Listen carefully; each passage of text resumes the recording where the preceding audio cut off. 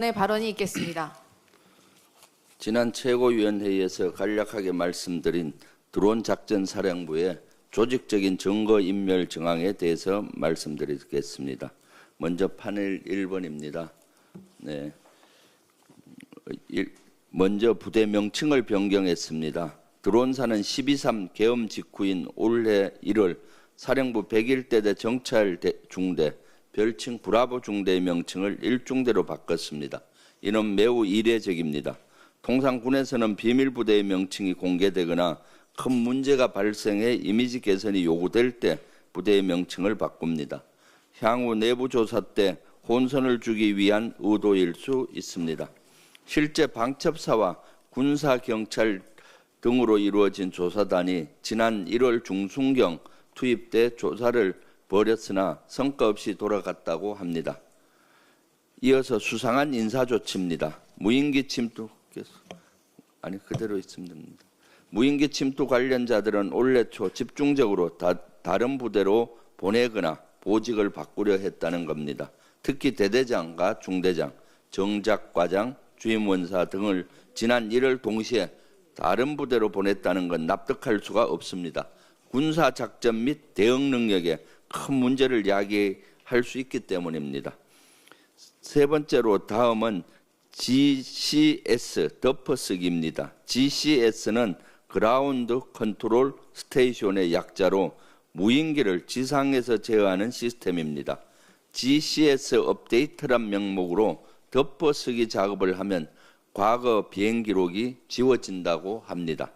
또 12.3 계엄 직후 발생한 드론사의 컨테이너 화재 사건도 재조사가 필요해 보입니다.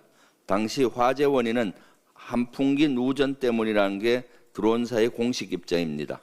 그러나 그 결과가 매우 의심스럽다는 제보가 잇따르고 있습니다.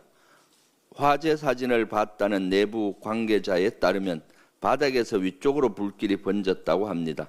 환풍기는 위쪽에 있기 때문에 환풍기 누전이란 화재 원인은 납득하기 어렵습니다. 게다가 컨테이너가 전소했다면 당시 당직 근무자는 초기 대응 부실 사유로 중징계를 받는 게 일반적입니다. 그런데 그에 합당한 징계가 제대로 이루어지지 않았고 추후에 포상까지 받았다고 합니다. 이 정도면 화재 원인뿐만 아니라 전소된 컨테이너 안에 무엇이 있었는지도 철저히 다시 조사할 필요가 있습니다. 파넬 2번입니다.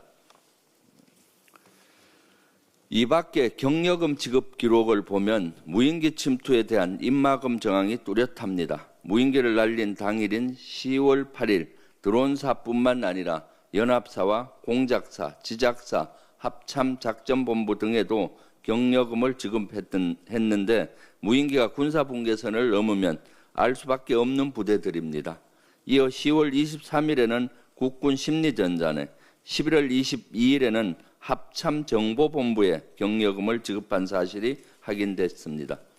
심리전단은 전단지를 제공한 부대이고 합참정보본부는 15억 관제와 남포 등 북한의 심장부를 자극할 핵심 좌표를 제공할 수 있는 정보력을 갖춘 부대입니다. 만약 사실이라면 국민의 혈세가 진실을 은폐하는 데 사용된 겁니다. 철저한 진상을 규명해야 합니다. 드론사는 더 이상 잔머리를 굴리며 진실을 숨기려 하지 마십시오. 늦었지만 군의 신뢰를 회복하는 유일한 길은 지금이라도 잘못을 뉘우치고 당당하고 성실하게 수사에 협조하는 겁니다. 어제 하루 종일 안규백 국방장